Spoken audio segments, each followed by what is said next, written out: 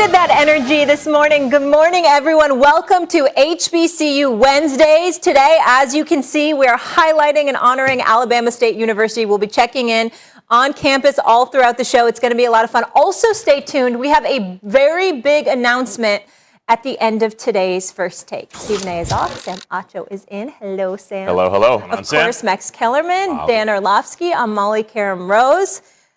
Plenty of news to get into, so let's do that. The major domino that fell yesterday was, of course, the Patriots releasing quarterback Cam Newton in favor of the rookie Mac Jones. Let's hear what Bill Belichick had to say today when asked about Cam's release. Did Cam's vaccination status have anything to do with him being released? No. No, I mean, look, you guys keep talking about that. And, you know, I would just point out that I don't know what the number is. I mean, you guys can look it up. You have the access to a lot of information. But the number of players and coaches and staff members that have, you know, been infected by COVID in this training camp who have been vaccinated is a pretty high number. So I wouldn't lose sight of that. Bill Belichick. All right, we'll focus on that ripple effect that this could have across the league. So yesterday I mentioned, what if Cam was Dak Prescott's backup rather than Cooper Rush, and could Cam's vaccination status have played a role? Well, Ed Werder has his thoughts, tweeting this: I expect the Cowboys will fully evaluate Cam Newton and whether he improves their chances to win, just as they do all available veteran players. His vaccination status will surely be a part of the discussion since he just missed 5 days. Max? Yep. Should the Cowboys give Cam a call? Oh, yeah. Yeah, that's a no-brainer, of course. First of all, what are you looking for in a backup quarterback? Number one is strength at the position.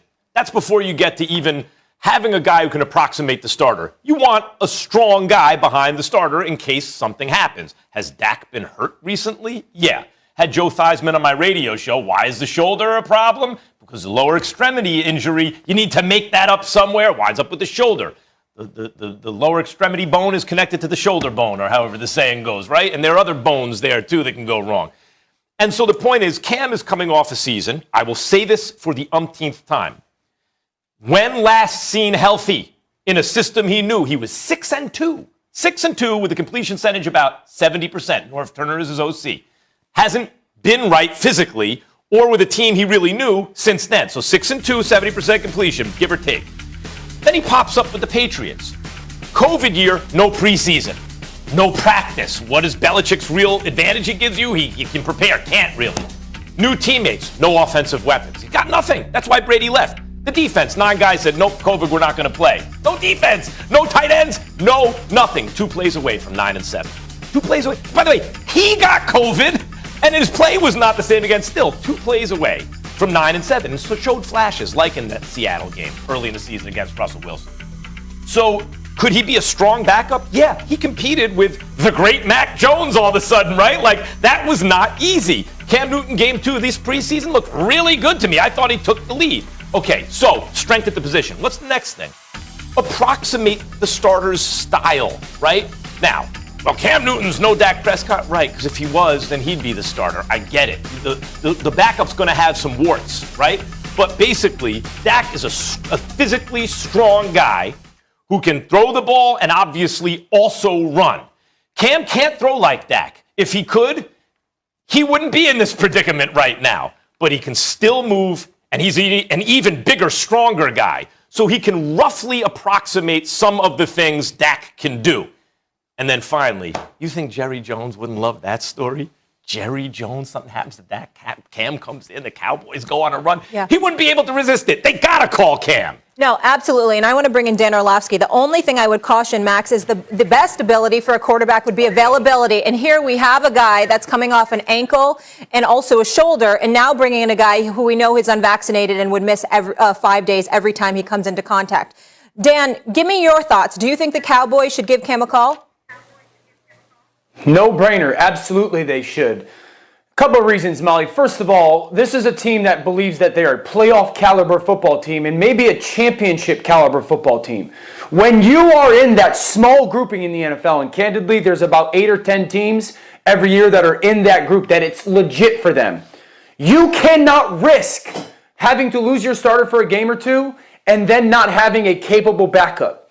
Just imagine if we fast forward to December or November, something like that. Dak Prescott has had to miss a game or two, God forbid, hope it doesn't happen, and the Cowboys are out of the playoff picture. We will be on television killing them because they did not have a capable backup. Cooper Rush, I believe, has thrown 3 passes in the NFL. This is coming from a guy that was predominantly a backup quarterback. Most fans outside of the Dallas Cowboy fan base don't know who Cooper Rush is. That's not meant to be disrespectful. This would be negligent if the Cowboys did not address this. If the Cowboys did not make the call and say, hey, to be abundantly clear, Cam Newton, Dak Prescott is the starting quarterback here. There is 0 chance that you ever have the opportunity to be our starter unless he gets hurt.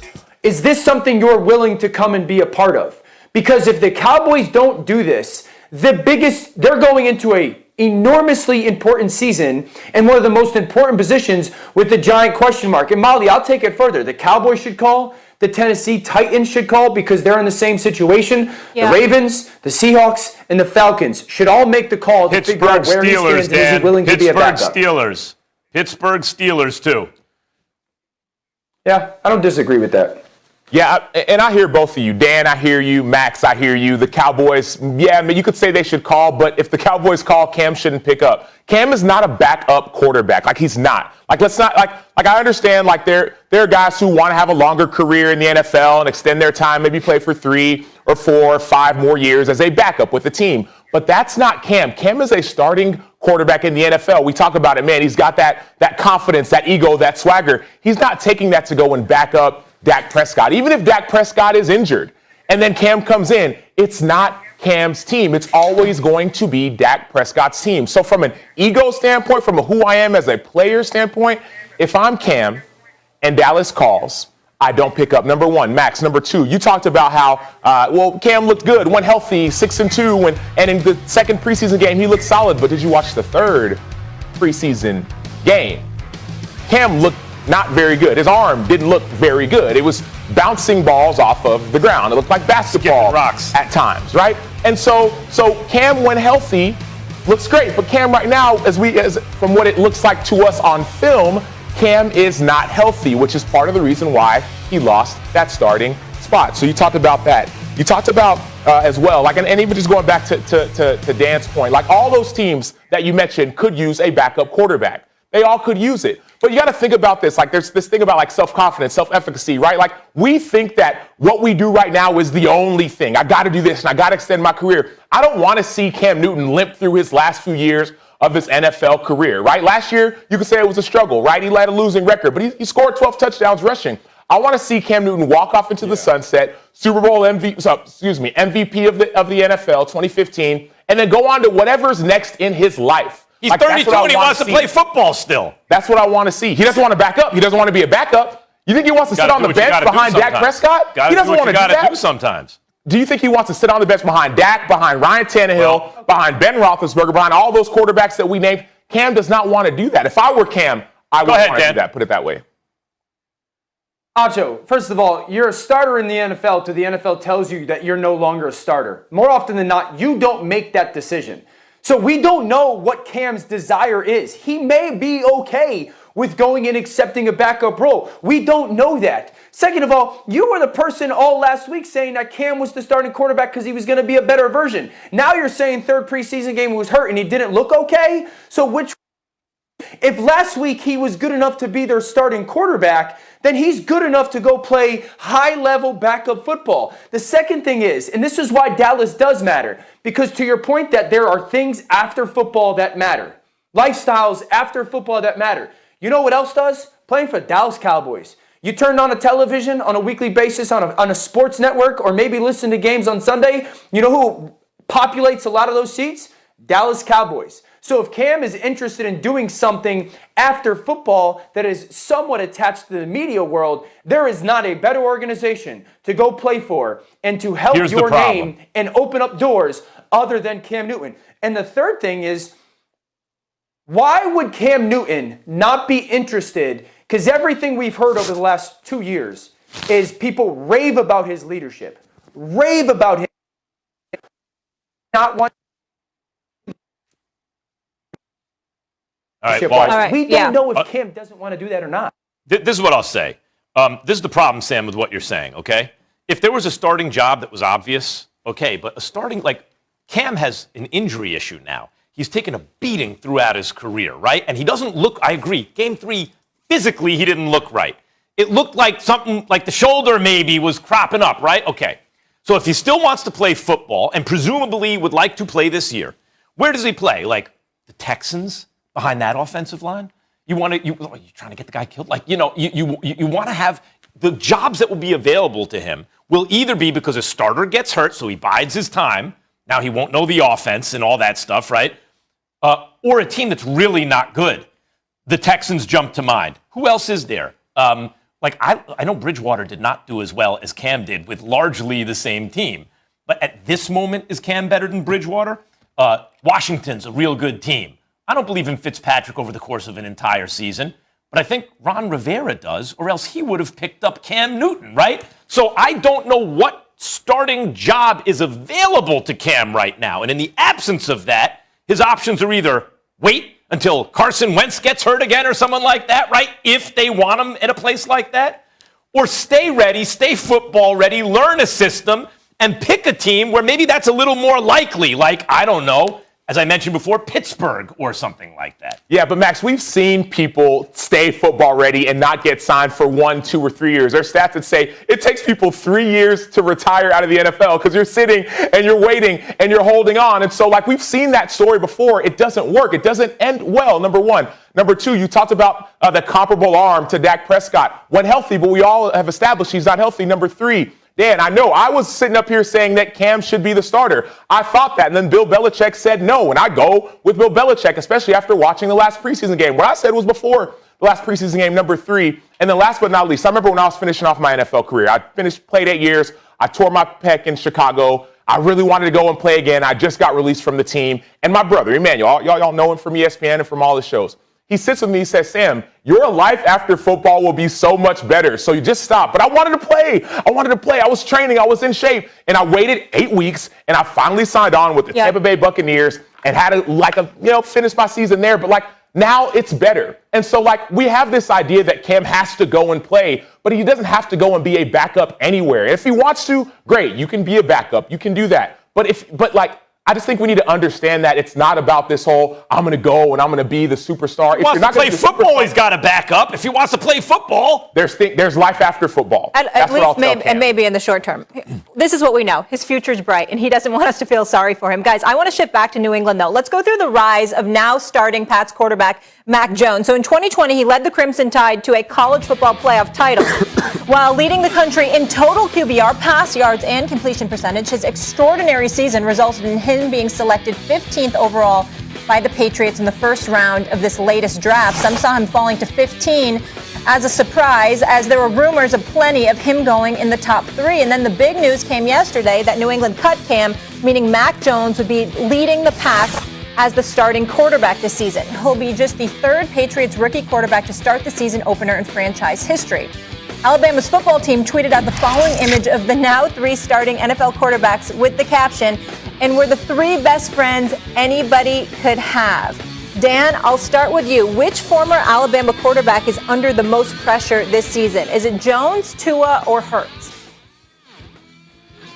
Max Kellerman's bad body look-alike, Mac Jones. That's just the truth. Mac Jones is under the most pressure. Replace a guy that he looks exactly like. Mac Jones is not replacing Cam Newton. He's replacing Tom Brady. And he looks exactly like Tom Brady. He operates exactly like Tom Brady. His mannerisms are exactly like Tom. Expectation-wise is that he's going to be like Tom Brady. And we need to stop running from that. Maybe not the 7 or the 6 Super Bowl championships results-wise, but just the performance, the consistency, the maniacal preparation, the accountability, it's incredibly similar. And so that's what we are going to compare him to. We're going to compare him to Tom Brady because within a year or 18 months, he's replacing him. Number 2, this is an organization won for 20 years. There are fans in New England. If you think of the age demographic in New England, the fans, the 28-year-old to the they don't really know anything but winning. The expectation is they are going to be really good. They still got one of the best general managers of all time. They got still one of the best head coaches of all time. They spent the most money in the history of free agency, and now they've got the quarterback from Alabama that had led one of the best college teams ever and won a national championship. The expectations in New England were already high. Now we're plugging and placing a guy that looks exactly like the greatest quarterback of all time. Plays like him, talks like him, thinks like him. By the way, led one of the best college football teams ever. The pressure on Mac Jones to go play and play well and win at a high level and be in any AFC title games and goes to Super Bowls is exponentially higher than what Tua has to deal with or what Jalen Hurts has to deal with. Mac Jones is under the most pressure out of those three guys. I don't think it's close. Tua's easily facing the most pressure. Number one, fan base is thirstier. I mean, the New England Patriots, the Patriots fans can wait another season if they think they're going in the right direction and have found Tom Brady's successor. But as a rookie, if you ball out, that's all gravy. If you just hold your own and show that you have a future and you know how to operate an offense and all that stuff, we're expecting some bumps and bruises as a rookie. Mac Jones is also protected behind the line. They spent all that money, all that stuff, right? And he's shown out in the preseason. So he has got, Mac Jones can't look awful, but even if he does, let's say he looks like, Tua last year, he's still going to have a career. He's still going to be a starter. Tua didn't look awful last year. Tua was not a starting caliber quarterback last year, and I like him. And he had a preseason game, I think it was game 2 also for Tua, where I was impressed with some of those throws. I was not ready to write off Tua after last year. But let's not pretend the ceiling and expectations for him was already readjusted after last year, compared to someone, say, like Justin Herbert, someone like that. Tua last year had bumps and bruises as a rookie. By the way, was taken out, was sat down several times. That's not a runaway success as a rookie quarterback. Year 2 is the development year. He is expected to get better. The AFC East is suddenly tough, especially with the top 3 teams. The Dolphins fans would like to go to the playoffs. If Tua doesn't show something now, not he's okay, but he has the chance to really be a franchise quarterback. He can be relegated. His brand already will not mean franchise quarterback. It'll mean maybe a project quarterback, maybe a guy, if you don't have a quarterback you could trade for, something like that. He is facing the most pressure. All of these 3 guys. If Mac Jones doesn't have a great season, he's going to have a job next year. If Tua just looks okay, he may not have a starting job next year. Yeah, but that same goes for Jalen Hurts. I think Jalen Hurts is under the most pressure. Number one, Mac Jones is protected. Max, you alluded to it. He's protected by Josh McDaniels, protected by Bill Belichick, a phenomenal head coach. He's protected by what's going to be a dominant defense. He's protected, right? You talked about Tua, Max. You talked about Tua, and you said, Tua, the fan base is thirsty for a win. There are certain teams and certain fan bases that really, really care about football. Miami's not one of them. Right? Philadelphia is one of those fan bases. They care about football. They want to win. They want to win right now. They want to win in everything, in football, in basketball. There's pressure because of unmet expectations. Not too long ago, Philly won a Super Bowl. And so now you got Jalen Hurts coming in. There's pressure. There's expectations. Carson Wentz is gone now. Who's going to be the future of that organization? So all these things mean pressure. The only other argument you could possibly make is for Tua. You could say because he didn't play last year, there were ups and downs. He was up. He played a little bit. He got benched. He came back. Maybe there's pressure there, but the expectation in Miami is not high on the outside. On the inside, with Brian Flores, yes, there's high expectations. No. Yes, there is. But on the outside, the expectation when it comes to a fan base cheering on teams. We saw Mac Jones get cheered in the preseason. We saw Mac Jones get cheered. We saw Justin Fields get cheered in the preseason. We saw these things happen. Chicago boos people. Look, Miami's not booing anyone. There's no pressure for Miami Tua. has a sleepy national following, in fact, because they've They're been still- undefeated. they- Because they might of still Dan be asleep. Marino, I'm not arguing in market. There's more pressure because Philadelphia, there is more in market. That part is true. Tua not only had that no-name defense that balled out, they got him Jalen Waddle. They passed on Justin Fields in the draft, right, in order to get him a receiver. They bring in Gardner Minshew only because, Philadelphia does, only because they got him cheap. Why would you pass on that? That's not That's not like, I'm sorry, I was just referring to Jalen Hurts before. That's not because Gardner Minshew is not because they don't believe in Jalen Hurts. It's because it's cheap insurance, a 6th-round pick or something, right? If you look at Tua, the difference between him and Hurts is that the Dolphins have real expectations this season. They are a team that's built to win right now. If Tua balls out, they can go to the playoffs. If he doesn't, they won't. That's not Philly. Dolphins won 9 games last year. Philly did not. Philly's predicted to finish last in their division. That's not the Dolphins. So while there is an argument for Hurts, the position that his team has put him in means that there is more pressure on Tua. Yeah, I would say this. Acho, with the Jalen Hurts thought, my wife's from Philly. I know the Philly people well, and I think your point of them loving football is valid. But just as important as what you do is how you do it in Philadelphia. And Jalen Hurts fits them. Like, he's a rider, right? Like, he's going to give everything he has and just kind of die on the field, so to speak, with his effort. Philly will always appreciate that. Max, you said in your argument that Tua's got the chance to be a franchise quarterback. Mac Jones has to follow the greatest quarterback ever. Yeah. That is pressure. He's That also reduces playing pressure. Really, they all have pressure. But Molly, think about this. We watched Bill Belichick do something so out of character this offseason. Spent the most money ever. He never does that.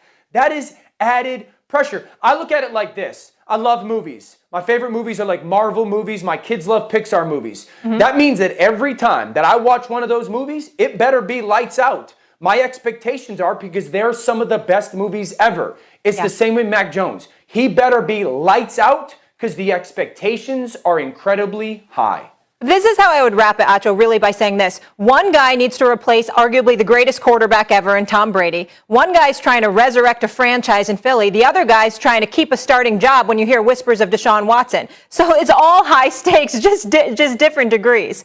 So Tom actually replacing Tom Brady reduces pressure because no one's expecting you to be the next Tom They Brady. are. They're already comparing him. Tom Brady set a different kind of standard. Tom Brady set a different kind of standard. Here's the difference. One guy is a rookie. That gives you a little leeway. People will accept mistakes more than if you're in your second year. The other second-year guy is on a bad team. They're not expecting you to win. Tua is neither a rookie, nor is he on a bad team. Thereby, nor did he have a great rookie season, thereby increasing the pressure clearly beyond the other two guys. All right. Tua played in like 9 games and Jalen Hurts played in 4. They're essentially rookies. Right, I'm talking about Mac Jones. We got to go. Right, Tua is on a good team. Jalen Hurts is not. Tua is expected to win. Hurts is not. Mac Jones is a rookie. He gets rookie mistakes. Tua doesn't. One guy's trying to win an Emmy. One guy's trying to make his program relevant. The other guy's trying to replace Bob Costas. It's like, for TV purposes, maybe we understand that. We got a huge announcement still to come later this show, but next is Aaron Rodgers, the biggest threat to Tom's chance of going back-to-back. Plus, you are looking at the camp. Like baseball, but as softball becomes more popular, and it will because it's an excellent, that's a fun sport to watch, of course, companies will want to use it as a way to make people aware of them. So, yes, I believe sponsorship will increase. That's it. That's all I got. That was great. Thank you. I thought that answered the question. No. You did a great job. Thank you, Madison, for sending in your question. Great job. The Green Bay Packers will be without one of their most important players for at least the first 6 weeks of the regular season. All-Pro left tackle David Bakhtiari, protector of Aaron Rodgers' blind side, remained on the PUP list when the Packers trimmed their initial roster to 53 on Tuesday. Bakhtiari, who tore the ACL in his left knee in practice on December 31st, would first be eligible to play on October 24th. That's against the Washington. Their offensive line was among the best in the NFL. They led the league in both pass block and run block win rate, and only the Steelers allowed fewer sacks. Max. Yep. This is a huge hit. Do you think these O-line issues would potentially catch up to Rodgers? Yeah, I do. And when I say that, I don't even necessarily mean physically he's taking a beating. I mean, there's one bye per conference now. The Packers are certainly in the running for that. Bakhtiari is an absolutely elite tackle when he's on the field. But let's not forget, it gets overshadowed because the Chiefs had it even worse in the Super Bowl with their protection because they missed both starting tackles. They had 3 offensive linemen missing, and Patrick Mahomes was running for his life. The Packers didn't have their full offensive line. They were banged up too, and that hurt them against the Bucs. I think that Bakhtiari this happening early in the season is much better, obviously, than this happening late. Maybe as a result, in a way, he could be better preserved late, and that could help them, but it will negatively affect their record, you have to think, early in the season. Yeah, I disagree. I disagree for a couple of reasons. Number one, Aaron Rodgers is the type of quarterback where in a lot of ways it doesn't even matter who's protecting him. Like Green Bay has had people get injured. Bakhtiari's been injured before. They've had, even when Josh Sitton was playing for that team, he had some injuries. There have been so many people who have been injured on the offensive line for the Green Bay Packers, and Aaron Rodgers has still shined. Aaron Rodgers still, all the way up to the NFC Championship, was still fine with Bakhtiari sidelined. And so I understand the fact that David Bakhtiari being on the PUP list the first 6 weeks seems like a big deal, but to Aaron Rodgers, it's not a big deal. He's still mobile. He's not a statue in the pocket. He can escape through the B gap. They call it the honey hole, and he can still make plays. And even if that doesn't work, he can adjust what he does. A lot more quick game, a lot more. He can get the ball out when he needs to. So I've just seen this story before. I've seen it where, oh no, Bakhtiari is hurt. Oh no, Brian Bulaga went down. Oh no, both Brian Bulaga and David Bakhtiari are hurt. And what happened? And Aaron Rodgers still wins. He still finds a way to win. He still finds a way to win. And that's why this doesn't matter as much as we're thinking. And Max, you make a good point. Early in the season, maybe he'll come back. Bakhtiari will come back and the Packers can make a run. But I've literally seen this story before, and Aaron Rodgers has been fine. This is not going to catch up to Aaron Rodgers, but it's got my attention. And this is one of the sneaky questions I have going into the season. Who's their starting five? Now, Acho, I love you, but it always, who's protecting the quarterback? I'll take you back to the Super Bowl last year. It always matters, okay? I don't care how great you are. The sneaky part of this thing is David Bakhtiari is out. Corey Linsley, their starting center, went to the Chargers. Okay, so for the 30% of this season, 17 games, he's out for at least the first 6 weeks, Bakhtiari. They are going to have essentially 3 new starters on their offensive line, different position-wise. Elton Jenkins, who's a fantastic young player for them, is going to kick out to left tackle. He'll be good, but he's not going to be David Bakhtiari. And now it really means they're going to insert 2 rookies onto their offensive line. A second-rounder, Josh Myers, and a fourth-rounder, Royce Newman. That is a big task to ask when we're talking about the best offensive line in football last year. And even when Bakhtiari comes back, there's still going to be new pieces. Now Jenkins is going to have to go from playing left tackle to kicking back inside. How well is Bakhtiari going to play? So this has my attention, absolutely. It makes me think of this. The last time that I remember a dominant offensive line that was very good and part of a team that went super deep into the playoffs is 3 years ago or 4 years ago with the Rams. When they went to the Super Bowl, it was because of their offensive line mainly. And then that offseason, they had 3 guys leave that offensive line starting-wise. They weren't nearly as good the next season. I believe they missed the playoffs. And so while I'm saying it's not going to catch up to Aaron because Aaron is so special, I'm not 100% committed to that. This has my attention. I think it is a sneaky question in this NFL season. Who's their starting 5 and how good do those 2 rookies play? Sam, you mentioned Aaron Rodgers still wins anyway. Look, Aaron Rodgers could do all the off-platform things and all that, but something that really has been understated is how well he's been protected at times through his career. When that's what's really made it impossible. As a Giants fan, I can tell you, you play the Packers in the playoffs, and you give Aaron Rodgers all the time in the world. There's nothing you can do.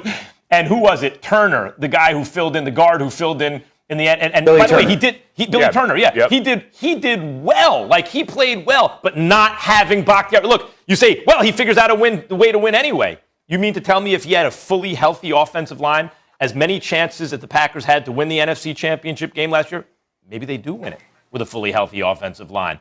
And so the reason, when I say it'll catch up with Rodgers, hopefully Bakhtiari's healthy and ready for the playoffs.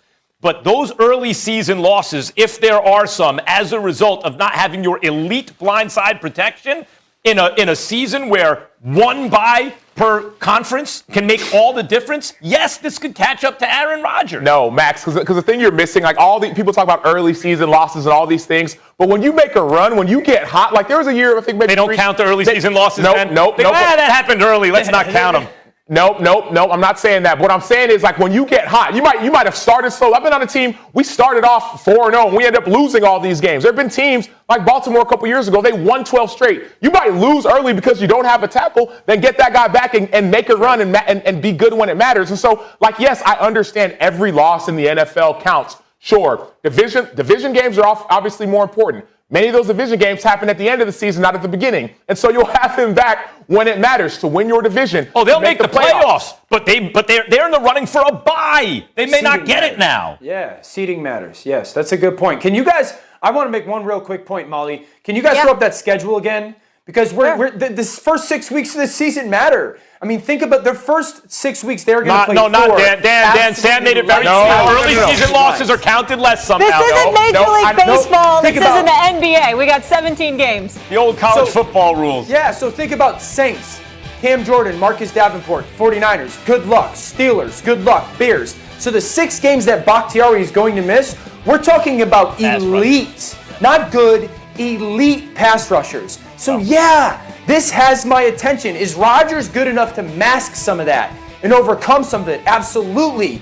But Max's point of who they are context-wise is important here. This is not a team that we expect to be good. This is a team that we expect to be great. The 1 seed matters. So if this impacts their ability to be the 1 or the 7 seed, that's an enormous deal. That's an enormous deal. And so that essentially could catch up to him when it comes to the context and the expectation of the football team. Yeah, we're all saying about early seasons, and those matters, but I think what we're forgetting is, yes, we talked about division games, but also conference games matter as well when it comes to seeding and tiebreakers and all of those things. And so all I'm saying is this. Yes, you can lose early and get hot, make a run, and be A-okay. Maybe you don't have the bye in week 1. But you can lose early and be fine. Not an ideal situation though. Acho, this is for you.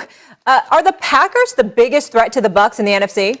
I don't think they are. I don't see how the Green Bay Packers have gotten better to go and compete with Tampa Bay, even though they lost to them last year. What have they done outside of losing Corey Lindsey, their all-star offensive lineman, to go get better? I will double down on what I said last year. I still believe that the Washington football team is the biggest threat. And here's why. Oftentimes you talk about threats. You talk about, okay, what do I need to be aware of? But oftentimes you forget it's those teams that you're not paying attention to in a lot of ways. Like I was at a wedding maybe 3 months ago with a bunch of guys on that Tampa Bay defensive line. But one of the outside linebackers was getting married. And the outside linebacker coach, Larry Foote, was laughing and joking about, hey, we almost got beat by Washington. You took them lightly. No one's taking Green Bay lightly. No one's taking the LA Rams lightly. No one's taking the San Francisco 49ers lightly.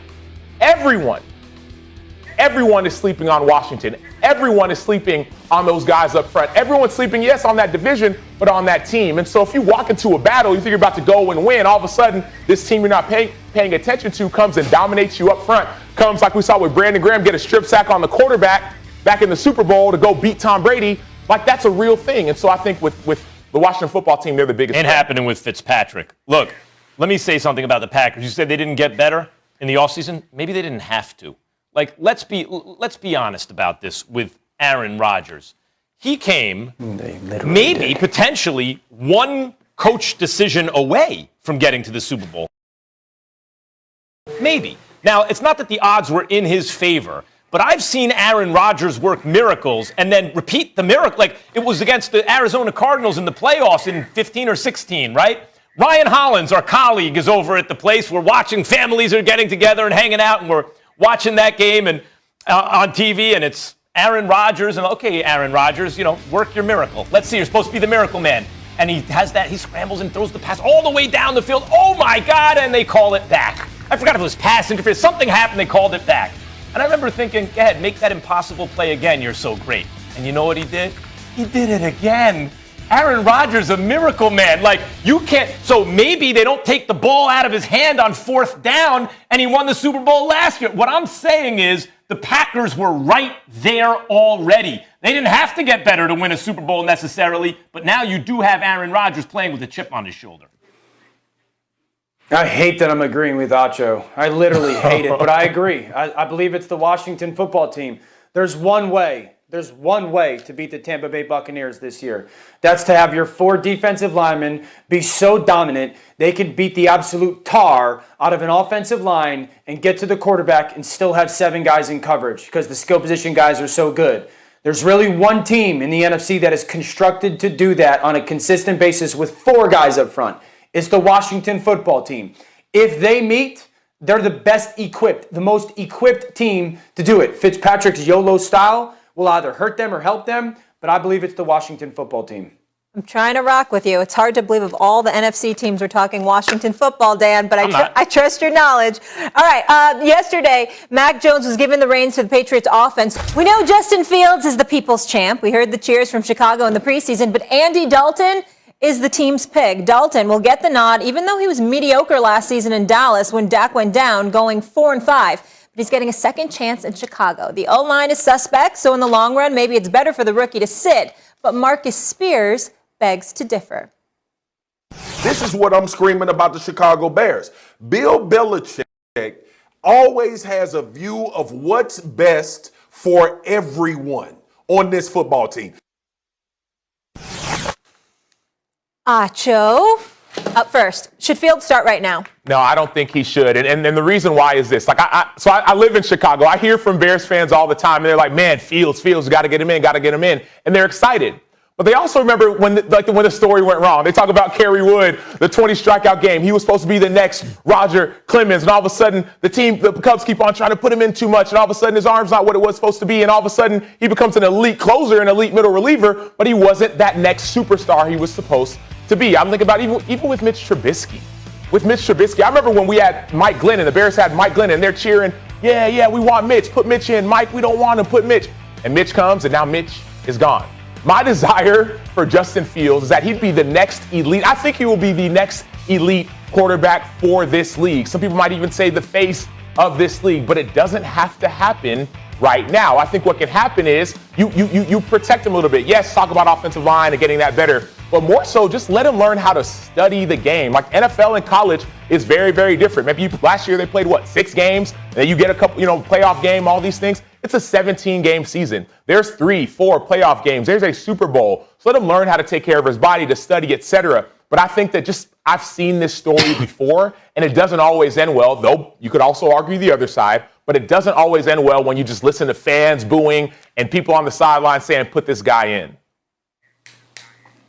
Yeah, I mean, he comes from Ohio State with Ryan Day, so he knows NFL offenses pretty intellectually.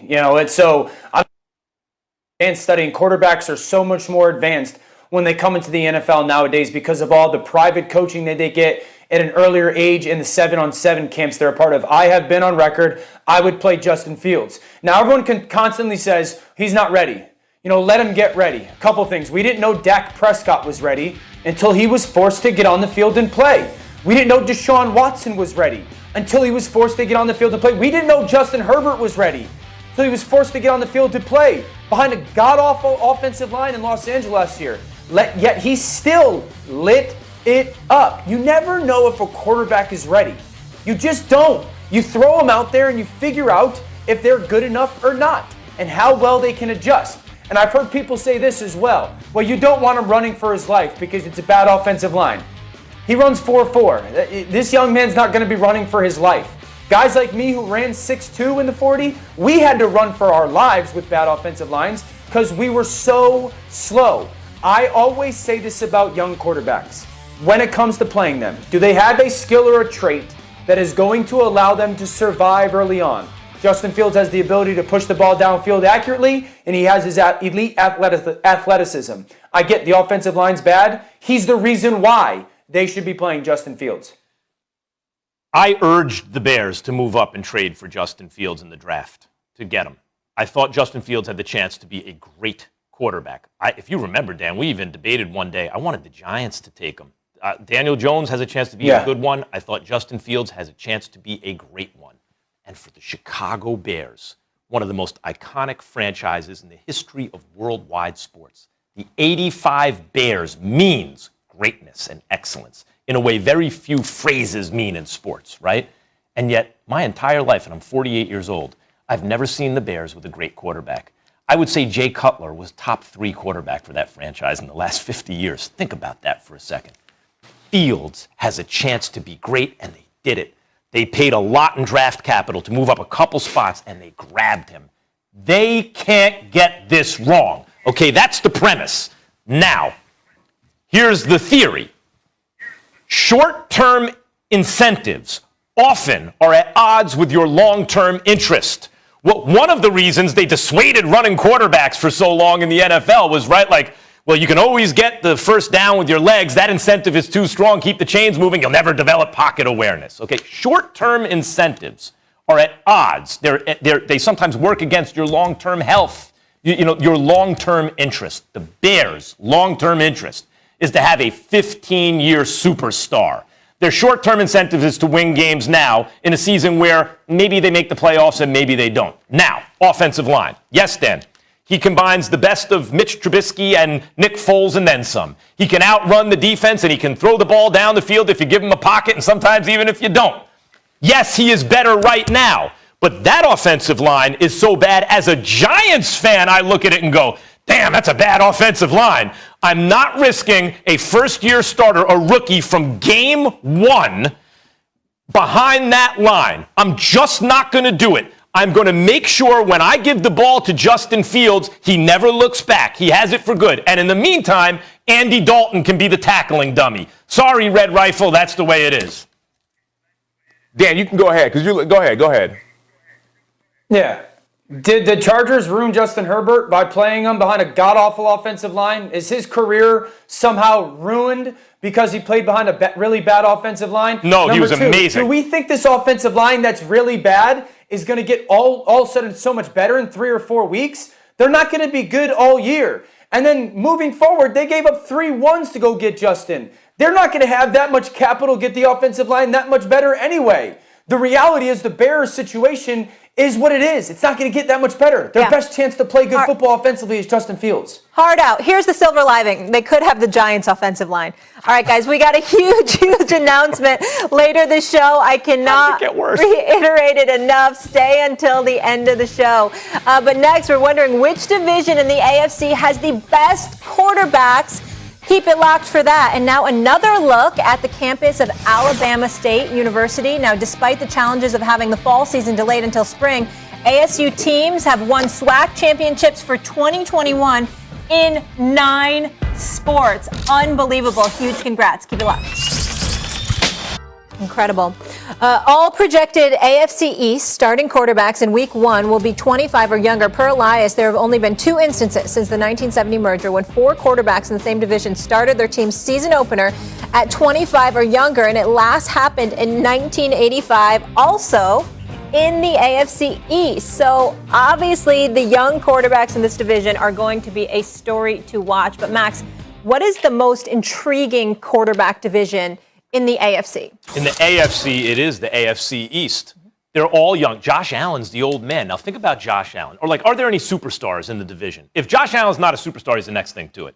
He has made strides every year that are almost unprecedented in terms of the constant upward trajectory of a guy's career. By the way, he was never a super accurate passer in college or the pros until last year. This dude is airing it out down the field, completing 70% of his passes. He's got better than a 3-to-1 touchdown interception ratio. Remember, it was 1-to-1-ish, 50%, 2-to-1-ish, 60, 3-to-1-ish, 70%. What's it going to be, 4-to-1 and 80% completion? He is a superstar. That's one. And by the way, on a contending team. Mac Jones, we've been talking about him last couple of days, on a contending team. Tua was, let's not forget, not that long ago, he's the special one in college football. Before the rise of Trevor Lawrence, he was the special guy. He overtook Justin Herbert in college. Herbert tanked for Herbert, and then it was Tua, he's a left-handed Drew Brees. And I'm not done with the fact that he can't be a very good quarterback, and he's on a good team. So you have 3 good to great young quarterbacks on contending teams. So that leaves the Jets, who might have the best one. I mean, Zach is a beast. He's the one quarterback out of all the rookies that I would start. I wouldn't start anyone else for different reasons. This one team doesn't have an offensive line. This team has a good veteran. They have Super Bowl aspirations. But Zach Wilson, they got the left side of the line locked up, and he can do things that Aaron Rodgers and Patrick Mahomes can do. Those 4, the one team out of contention got Zach Wilson. That's the best quarterback situation in the AFC. Yeah, I would disagree with that, Max. And the reason why is because all the points that you just made could all apply, but even better for the AFC North. Think about the bottom of the AFC North. The worst team right now in the AFC North is the Cincinnati Bengals, statistically. And look at their quarterback. Joe Burrow is the next big thing. And I'm not going to say I was wrong. I don't think Joe Burrow can restore the Bengals organization because I think they're a poorly run organization. But when it comes to quarterback play, when it comes to confidence, when it comes to like who's going to be a future star of this league, all the checks go to Joe Burrow. That's the bottom of the division. Let's go work up. You could all argue whichever team you want to go next, but let's go Pittsburgh next because it's on the screen. Ben Roethlisberger, like Super Bowl champion Ben Roethlisberger, right? Then you got Baker Mayfield, right, on the Cleveland Browns. And then you got Lamar Jackson, who's an MVP. Baker just got paid. Lamar's about to get paid. Big Ben's been winning chips for a long, long time. So, like, you've already got established winning quarterbacks. And the only one that hasn't been established right now is Joe Burrow. And he's probably, could arguably be one of the best to come out. And so for me, yes, like it sounds good with the East, but the AFC North, there's literally no argument. 3 of those teams were in the playoffs last year, led by their superstar quarterbacks. And the one at the bottom is coming up. Okay, now there actually is an argument. There absolutely is an argument. Now let me give it to you. And I'll do comparisons.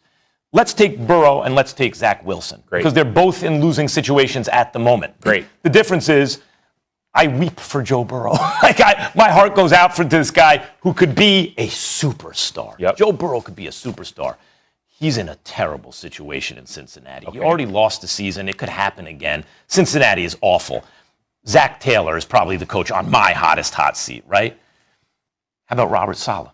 How about the Jets? No, Zach Wilson's in a much better situation, making him more relevant than Joe Burrow. Oh, which situation you'd rather be in, Wilson or Burrow? I'd much rather be in Zach Wilson's situation. Okay, I'll match up Baker and Tua, right? Because both high picks, both maybe going to be stars. And what we know about both of them is Baker's a good quarterback, probably not going to be a great one.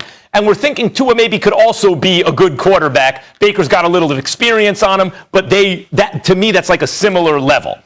Lamar or Josh Allen, right? That's what we're talking about. Once upon a time, Lamar was ahead of Josh Allen. That is no longer the case. Josh Allen's a better quarterback than Lamar Jackson right now.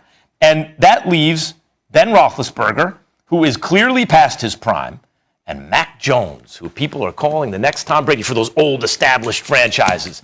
In each case, the AFC East has a more interesting quarterback situation than the North. No shot, Max. I'm going to tear down every single one of the arguments you just made, starting with the first one. Starting with we talked about Zach Wilson versus, you talk about Zach Wilson and his situation in New York, right? I'm not excited to be like, it sounds good in New York. Oh, Robert Saleh and all the things he's building and all these things. That's just as bad of a situation, if you want to talk about organizationally, as the Cincinnati Bengals. Not anymore. You could call maybe. It's a big maybe, but the New York Jets fan been talking about not anymore for a lot of years, about 2 decades. So you could call that a wash if you'd like. I'll give you that one, a wash. Much rather be Zach Wilson. Then you go Baker and Tua. Mm-hmm.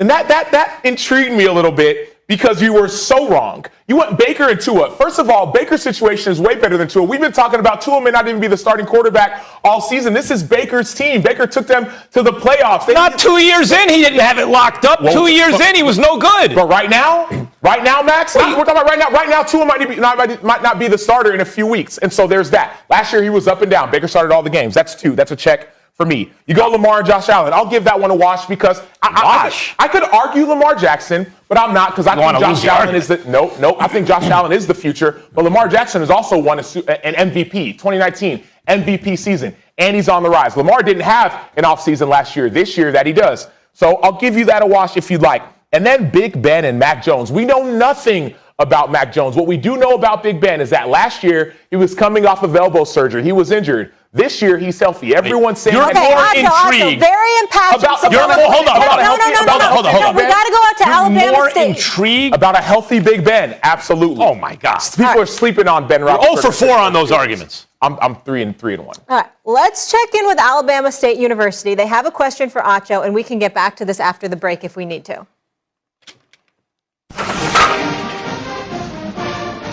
My name is Ezra Gray, and I'm a senior at Alabama State University. I play running back for the Hornets.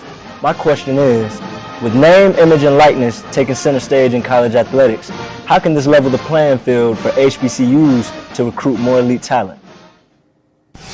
Well, first of all, Ezra, for a running back lifting that kind of weight, like, go ahead, because I need to start lifting like you, number one. Number two, I would say this. I think that with NIL, like, not only will it level the playing field for everyone in sports, but specifically for HBCU athletes. Some of the best athletes in the world went to HBCUs. And now all of a sudden, you've got donors, you've got sponsors, you've got organizations that talk a lot about supporting athletes and supporting teams and schools. And if you want to go to people of color, you have all these organizations that have an opportunity to now put their money where their mouth is. And let's not forget that some HBCU athletes were some of the first to sign NIL deals. And so I think that NIL will be huge for HBCU athletes. All right, great question, Ezra. Keep putting in that work. Patriots fans, you are not going to be happy with what former Patriots, and thank you for sharing your story. It has been a tumultuous offseason for the New Orleans Saints, to say the very least. It began with the departure of their longtime quarterback, face of the franchise, Drew Brees, who retired after 20 seasons in the NFL and 15 with the Saints, resulting in competition between Jameis Winston and Taysom Hill, stretching deep into the preseason, with Winston ultimately coming out on top as the starting quarterback after strong performances in the preseason. Then it was announced yesterday that former All-Pro wideout Michael Thomas placed on the PUP list and won't be able to return to the field until for at least 6 weeks. And of course, my heart goes out to and prayers with everybody dealing with the devastation there in New Orleans from Hurricane Ida. Acho, are the Saints in trouble without Michael Thomas? Not at all. They're not in any kind of trouble with Michael Thomas. And yes, Michael Thomas is that phenomenal of a receiver, but the Saints have been fine even without their star quarterback. The Saints were fine when Drew Brees was hurt. Remember, when Drew Brees was hurt, what did Taysom Hill do? He went in, he went 3-1. What did Teddy Bridgewater do? He went in and went 4-0. Without your quarterback, like the most important person on your team, number one. Number two, last year, Michael Thomas, week 1, playing Tampa Bay. All of a sudden, he starts limping a little bit. He pretty much limped through the season, Michael Thomas did last year. In the games that he did play, he was not himself. And what did the Saints do?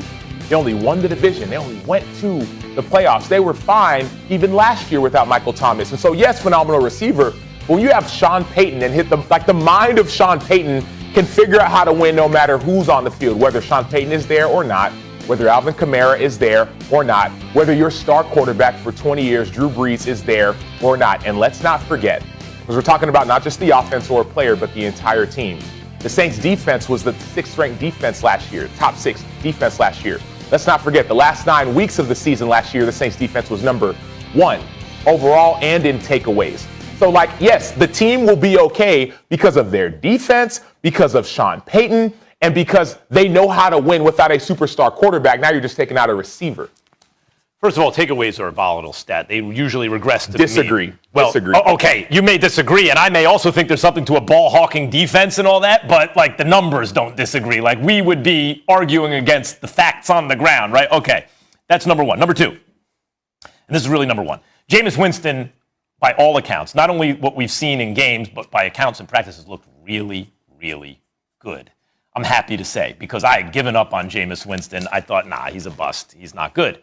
He's looked really good. And that gives the Saints a fighting chance. You're saying they have a fighting chance anyway, but there are 7 teams from each conference. There's going to be 3 from the NFC West, because I can't take 4. Okay, that's the only reason I'm taking 3 from the NFC West. The Packers, the Bucks, 1 from the NFC East, because someone's got to win that division. That leaves 1 spot open. Bears, Vikings. There are other teams that are going to be competing with the Saints who will be competitive. They will be competitive.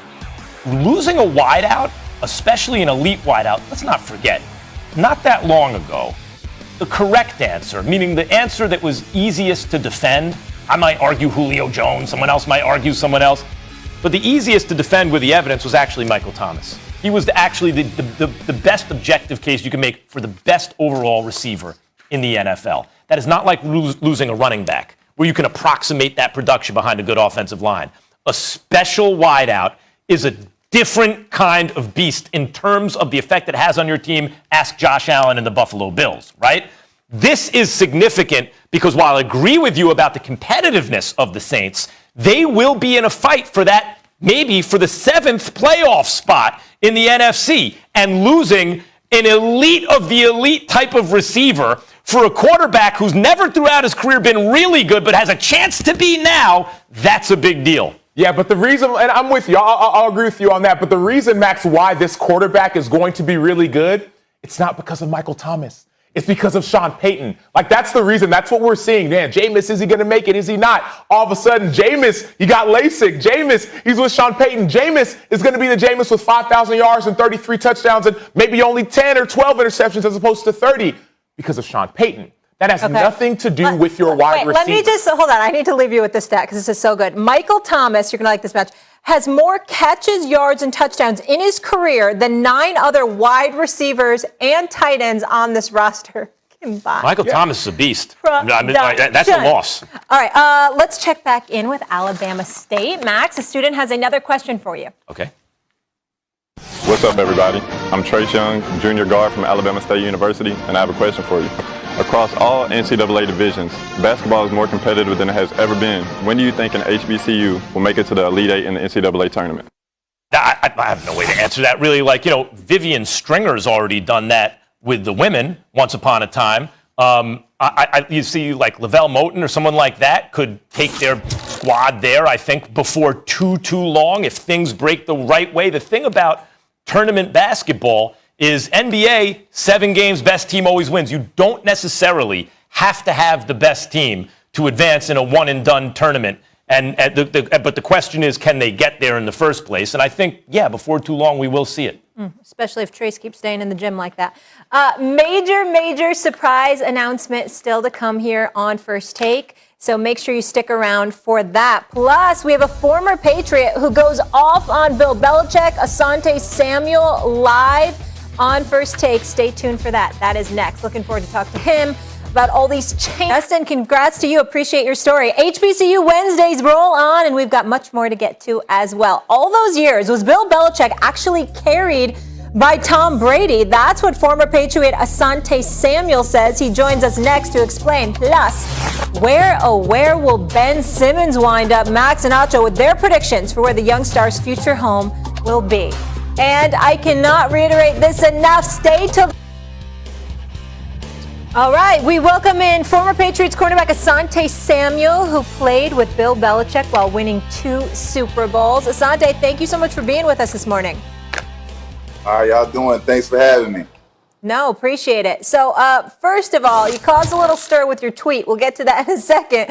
But tell me this, sir. Why ultimately do you think Bill decided to release Cam and move on to the rookie? Well, first and foremost, let me say, Patriots Nation, I love y'all. There's no beef with me and Belichick. I am just a competitor at my heart. Everything I do, it seems like it's just a competition. And second of all, okay, to answer your question, my tweet had nothing to do with the release. I was just speaking in general of Belichick and how he operates. You know what I mean? So they took that and ran with it. So, but we can go with that. You know what I mean? Okay.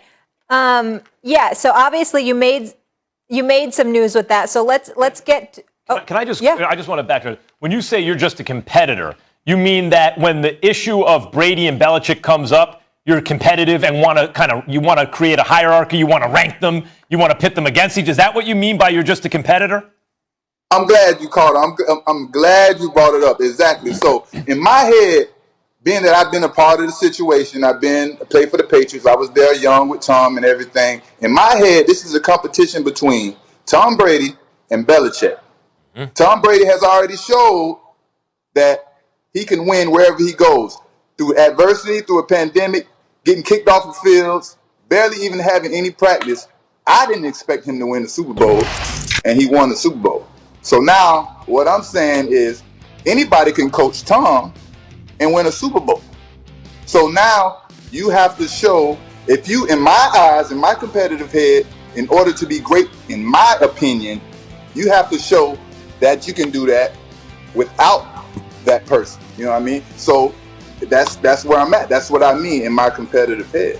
No, and I feel that, Asante, and I'm with you, like the competitive piece. But in the tweet you said, man, he's just another coach. Like that's a big statement. So explain to us a little bit more, because you proved, like Tom Brady did prove it. He went with Tampa Bay, and he had Bruce Arians, and he had a team around him, and he won. Bill Belichick, they didn't make the playoffs last year. So tell us more about, like you said, man, just another coach. Like, tell us more.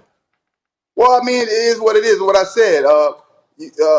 He hasn't showed that he is a great coach to me because he had the greatest player of all time. So your history, anybody with opinion with no basis and no facts is just people talking. So when you throw out opinions, you have to have some type of basis or some type of facts to back it up. So, okay, what about this, Asante, in terms of the facts? Because I hear everything you're saying, and I was one of those people, oh, it's Belichick, and I'm like, oh, man, well, hold on, time out. Maybe I was wrong all those years. It's Brady. I thought this was a coach's league, right? But he's a two-time champion as a defensive coordinator, Belichick. Without Brady and with Matt Castle, who never did anything again in the NFL, really, he won 11 games, 10 of them with Matt Castle that year. And last year, in a COVID season with all that, 9 guys opting out because of COVID, no offense, that's on him, but as a GM, really, right? He didn't have the pieces around him. New quarterback who then got COVID. He came 2 plays away from going 9-7, did win 7 games. Like that, in other words, all the things I just said to you make him just another coach. Doesn't that show something? It shows a little bit. Like I said, we're talking about the word great here. I think people use the word great and throws it around like it's just another word. To be great, you have to do some special things, in my opinion. And you can't just do it with one situation at one team. And it's history, okay? Let's see the players he picked, his number 1 draft picks, his draft history. You know, let's see how those pan out. When he goes into free agent, spends a bunch of money. How does that pan out? The one time he did it for Tom Brady, the one time we go undefeated. You get the top, the Randy Mosses, the top receivers, and you finally surround Tom Brady with some talent, and now you go undefeated. So what I'm saying is, you've been doing a disjustice to the New England Patriots family and the team by not surrounding us with us talent year in and year out, because he probably can go undefeated every year. But for some reason, you choose to always give him the low end of value talent. What was your relationship like, Asante, when you were with New England for those seasons? Oh man, it was tough, man. It was. I'm a guy that I'm a stand-up guy. I don't fall for anything. I'm not a dupe boy. So coaches like control, and when you can't control a player to do things how you want them to do it, it becomes an issue. As long as I was getting the job done, that's what I thought it was about. But sometimes when you're doing things, to have fun or, whatever you think is right, it becomes an issue, and you and the coach will bump heads a lot of the times. And I think that was my main issue. No, definitely. And you have a point. Don't get it twisted. Me and coach are fine. We cool. He's competitive like me, and I think he knows that. He sees that about me. He'll tell you the same thing, Yeah, definitely. And what you're saying, some people do think it's like, man, well, Brady did it and it's a competition, so can Belichick do it as well? And this is the time where we get a chance to see. I want to transition a little bit to your son, because obviously a lot of people watched him at Florida State, and now he's with the LA Chargers, and I feel like he's going to be special, specifically in that defense with Brandon Staley. He's got a defensive mind. Like, that nickel position is going to be huge. How did you feel when he got drafted specifically to LA Chargers? Man, wherever he went, it was a dream come true. I wanted him just to get drafted high as he could. Going to that defense, I think, is definitely a blessing for him. They do a lot of mixing up and a lot of different schemes and stuff, and not just stuck on one thing. So I think that definitely will play to his strengths and help him be more successful. You know what I mean? So I think that was a good one. Santi, I hear what you're saying about Coach, and you're just competitive, and he's the same way, and you guys are good. It sounds to me, I just got to be honest, it sounds to me like there's a little axe to grind. Like, maybe just even when you talk about you want to have fun, and if you weren't doing it his way, you won Super Bowls, you're Pro Bowl, like the whole thing. And yet it sounds to me like it's not just, like you're not, whether or not you're being honest, I believe you're being honest, but like you have a certain feeling about it toward Coach. Am I right there? Is there an axe to grind about your time not being more fun there? No, man. It is what it is.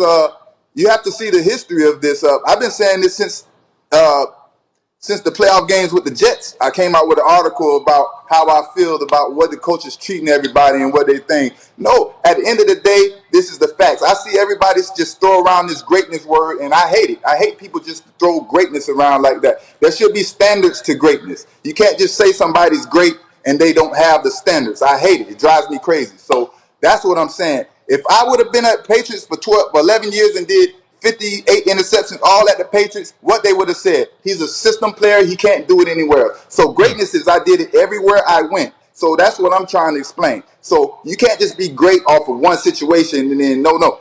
Let's hold some standards to greatness. Let's see Let's see how great you are without that number one guy. Let's stay with that standard. When you were in New England, did you feel like you were playing for a great coach, and was he the greatest coach you've ever played for? Well, I was learning everything. I was still learning. I was learning how to be a man. I hear all this media saying this and that, and when media says somebody great and they say somebody's the greatest, I go do my research. I don't just listen to y'all and say, yeah, he's the greatest. I'm not a Duke boy. So I have my own mind. I go do my research and I say, why is this person great? What did they do that was so special to make them great? And then who's a great coach, Asante? Who's a great coach? Who is a great coach? I have to do my research. I have to do my research and figure it out. But I don't know, man. I just listen to you all say it, and then I go do my research. You know. But you actually played for him when you were there in New England. Did you feel like I'm playing for? You were there 4 years. Did you feel like I'm playing for a great coach, without research, just you being in the system, being in that locker room? From what everybody was telling me, yes. Yes. And he's a great coach. He has some great some great things he do, you know what I mean? But to be that top tier great of how you guys have tried explaining it, in you guys' eyes, pretty much everybody that wins games is great. No, you can't be great. Like, you know what I mean? So go ahead, talk to me, Sam. Real quick. So I just want to know, because I hear everything you're saying. Without Tom Brady, do you think Bill Belichick could have won some of those rings that he won? Great question. I think he would win one Super Bowl without Tom Brady being there that long if he would have lasted that long. And that's an honest opinion. And here's another case for me. Tom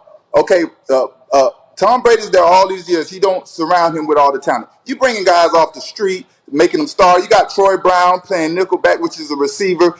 And not to take nothing from Troy. Troy was awesome. He did a great job. But my point is, you only could do those things with Tom Brady, and you knew that, Bill, and you took advantage of that, and you would suppress other players, hold them back from incentives or whatever the case may be. But you knew you could do that with Tom, but you can't do that now because you have to show that you have to win, be able to win. And you clearly, the Patriots quarterback. did spend the money this offseason. That's for sure, the most that they've had. The first time. But I just want to.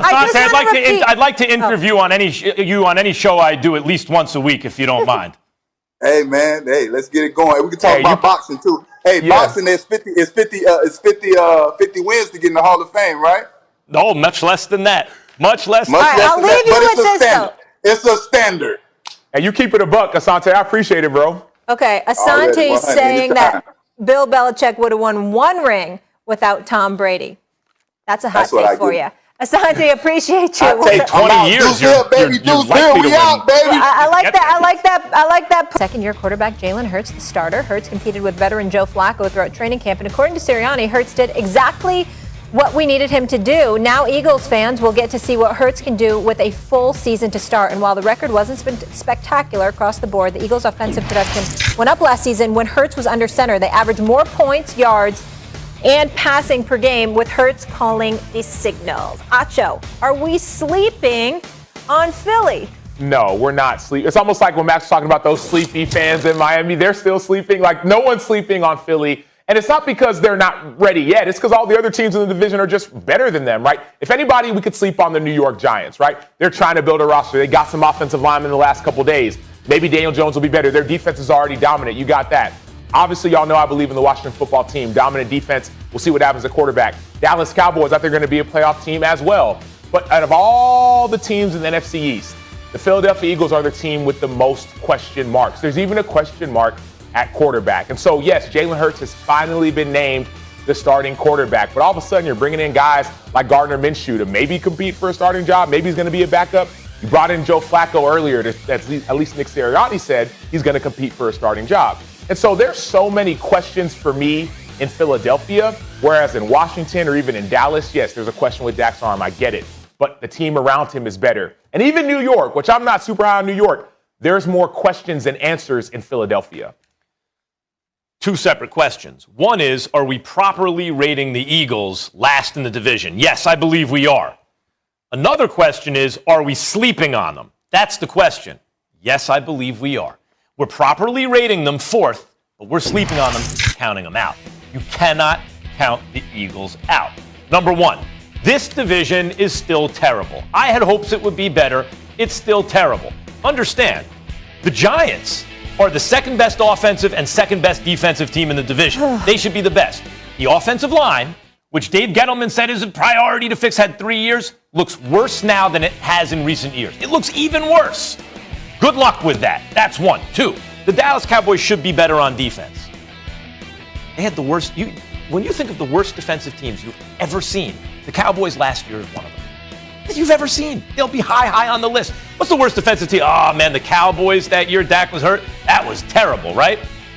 They can get a lot better on defense and still be bottom third of the league defense. And then Dak with the injury questions and everything, boy, that's a whole lot of offense to make up for it. By the way, they had a great offense 2 years ago. They went 8-8. The Cowboys are no great shakes. And finally, the Washington football team. Maybe the best defense in football, I agree. People want to, they squint and they see what they want to see. Fitzpatrick can go out, get hot for 3 or 4 games and be ice cold for 3 or 4 games. The fact is, he couldn't keep a job over a rookie who struggled last year. I don't believe in the Washington football team with Fitzpatrick as the quarterback. That leaves the Eagles, who won 4 games last year. By the way, Dallas and New York only won 6. They're live in the division. And the NFC East, these teams always play tough against each other. I shut down after you talked about how bad the Giants' line is. It's very sad for me, bitter subject. So after the Cam Newton news yesterday, Mac Jones took a major leap in the Offensive Rookie of the Year odds, going from plus 1,000 to plus 450. He now is the second shortest odds behind only Trevor Lawrence. Najee Harris is the only non-quarterback with 10-1 odds or better. Guys, lots of rookies we're excited about. But Max, who's going to be the Offensive Rookie of the Year? Well, I think Mac Jones could absolutely do it now because he has control of the team. He looks really good, and the Patriots are kind of loaded. They don't have a dynamic offense, but they're a lot more dynamic. They got a good offensive line. I'm going to go with Kyle Pitts. Okay. Kyle Pitts is the most celebrated tight end prospect I can remember. I've never like this guy. I don't remember more hype around it. O.J. Howard has not lived up to it quite, but he was celebrated, and there have been others before him. At least in the last decade, no one's been celebrated like Kyle Pitts for good reason. Okay. He's joining a team that has given Matt Ryan every chance to extend his career, including offensive linemen, and he's playing for a team that no longer has Julio Jones. So a lot of those throws are going to go his way, and he looks like he's going to be great. I think in a league where none of the running backs are behind good offensive lines, the quarterbacks, with the exception of Mac Jones, are not in perfect situations. I think the guy who's going to ball out the most is Kyle Pitts. Yeah, there's an argument that could be made for Kyle Pitts. That would be that's my 1A, my second answer. But I think the correct answer for this has got to be Najee Harris. And it's not only because he's running the ball. Let's not forget, Najee Harris was a receiver when he came to Alabama. So this dude knows how to catch the ball out of the backfield. Let's just say that Ben Roethlisberger's arm isn't what it used to be. Let's say the injury still hasn't healed. Ben could get it out quick to Najee Harris. Let's just say that the offensive line actually is better than it was before with their revamped offensive line, new offensive coordinator, new tight ends coach, all these things. Then Najee Harris might be toting that rock. And oh, by the way, Le'Veon Bell's his rookie year as a rookie in Pittsburgh, he had 289 touches in 13 games. So Najee Harris will touch the ball, whether it's running that thing behind maybe a better offensive line or whether it's getting out of the backfield, splitting out wide. Najee Harris will have the most opportunities out of all the rookies, I think, to go and win. He's going to be contacted a lot behind the line of scrimmage, brother, a lot. Yeah, and he'll get a lot of yards after contact. He'll get a lot of yak. He's a big back. Rookie's looking like a vet. All right, today is a bittersweet day here on First Take, as it is Max's final show. We are going to take a look now at some gems, Max, some of your best moments. And we welcome the newest member. We are so fired up of the First Take family here, Max Kellerman. So good to have you. Very much. Come postseason the top. Who do you want? You want Blake Griffin or you want Melo? Blake Griffin. You want Blake Griffin over Carmelo Anthony? Tom Brady's just about done. He is going to fall off the cliff. Coyote style. Meet me. Is your coffee spiked in the morning? What's going on? Spiked with genius juice. Oscar. The proper honeymooners reference here is hamana. Now I'm going to get into the word Goldilocks. This is the definition of player hating. Lay on the ground. You've been right. Are you joking? Ryan Hollins. Imagine a guy your size, but really good at basketball. Like, think about that for a second. I was wrong. Tom Brady never fell off a cliff. Now it's time for story time with Uncle Max, everybody. Gather round, young children. Uncle Max has a science lesson. Fate of the universe on the line, or the Martians have the death beam pointed at Earth. You better hit it. I want Iguodala. That's right. I even made a little diagram. I don't know if you can see it. There's a little stick figure, and there's the boulder going up the hill. The answer to the question, does Kawhi have the best shot to stop LeBron, is no. Let me put an APB out for Max Kellerman. Where the hell is he? That's right. Show that face, Max Kellerman. Show that face. You got to be kidding me. Is Wentz the regression that I identified last year? Is it continuing this year, yes or no? No. Impervious to reality, because I know it was a tough day for you yesterday. This is for Knicks fans. It's a glass half empty, but hold on, I think this is more like it. Just leave one little drop. See, there's a little drop on the bottom. It's a glass almost entirely empty. That's for you. Molly, I thought they were supposed to get KD and Kyrie, the Knicks. The backhanded compliment to Ryan Hollins. First of all, just let me say. Mine's great, dude. Mine's Let great. me That just wasn't a say this. compliment. I Mine lasted can- 12 years in the league. I cannot believe it has been 5 years. We have had so much fun on the show. Obviously, the pandemic.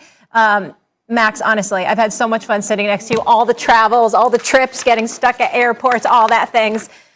You're a class act, but most importantly, I've met a friend for life. And congratulations! I know you have new shows, and I'll let you announce that whenever you feel comfortable. But I'm really excited for you for your next chapter, and I'm still going to see him every day. So of course, I'm getting emotional, but it's not goodbye. Molly, first of all, anyone who wants to know about Molly, salt of the earth. It's great to know you, and exactly, a friend forever and all that. And Molly made me feel so welcome right away on the show and gave me the lay of the land. And it's been a great 5 years. What I'm struck with, watching those clips of myself, I knew how articulate and smart I was, of course. How excellent Always on television. good looking. But that's what I was struck with. So handsome. So handsome through the years. No one ever told me. I know, right? So handsome. Our hair color changed through the years. Yeah. Oh, yeah. You think of a us. little bit? The last 5 years has not been kind to the hair color. But it's been a great 5 years. I got to tell you, the people who work on this show, and like you always hear this, if someone's at the end of a show, someone's leaving a show, behind the scenes, and there are too many people to mention. There really are. And just a bunch of good people. And getting up every morning and coming into work, like, kids, you know why you want to work in this business? It beats working for a living. Yeah. We're stealing money here. Like, we get up and every day to argue about sports with our friends. You know what I'd be doing if I wasn't on the show? Arguing about sports with my friends. My friends are on TV and everyone gets to see it, and I somehow get out of working for a living. So I will continue to get out of working for a living talking about sports, but no longer on We've had so much fun. Yes, you're going to be on TV a lot, but somebody else wants to say something. Do we have Stephen A. here? Yes, you do. Hi. Hey, everybody. Can y'all hear me loud and clear? Yes, yes, yes. Let me say this. First of all, my apologies for not being there. Just so everybody knows, I have not been on the air over the last 2 weeks because this big nose of mine, if you can believe it, I actually look uglier than I normally look because I had surgery for my sleep apnea on my nose, and that is why nobody has seen. It's about damn time, right, Max? It's about damn time. Did you tell them to shave a little off while they were at it, or they left it as it? Hey, Max, are you ready for this? I have sleep apnea too. I need to fix something. Go ahead. Sorry, Stephen A. That's right. The nose is actually bigger and more swollen and all of that other stuff. That is why I couldn't be on the air. All I wanted to say was to call in and to thank my man Max for the 5 years. Originally, when we talked, it was supposed to be a 3-year run, and the next thing you know, it's a 5-year run, and we've been number one every single year, and you had an awful lot to do with that. I wanted to thank you for your contribution to the show. I wanted to call and wish you nothing but the best moving forward, because you're going to be doing big things like you've always been doing big things, and I just wanted to let you know, my man, I'm calling to wish you nothing but the best, and I'm really sorry that I couldn't be there to tell you face-to-face to thank you for everything that you did for the show over these last 5 years. That's Thanks, why I was Stephen calling. A. Stephen A., I'm glad you called in. It means a lot. And as did, people understand that Stephen A. had a lot to say who was going to be his partner after Skip left the show. And I was honored to have been chosen and wouldn't trade the last 5 years for anything, and appreciated it through the years. And also, this is an enormous platform, and important issues were brought up through the years that I got to and we got to opine about and use the platform to say things we felt were important in the world of sports and when social issues intersected with the world of sports. And I'll always cherish it. But all things come to an end. And that's the end. This is the end of my run on First. The only constant in life is change. Stephen A., thank you so much. Feel better. I will see you. I'll see you on Monday, okay? You try not to talk too much. You're not supposed to be talking. Absolutely. And Sam, I want to give you a chance to be able to say something. Sorry, I know we only have 15 Real seconds. quick, But TV announcement to come in the following days. Okay. I'll be doing morning radio, Keyshawn, J. Will, and Max, and there will be a TV announcement about ESPN to come in the coming Get days. it, Max. No, you got me thinking. Max What's it going to be? Kellerman, Tell I us, love Max. you. Come on, Love what's you, the love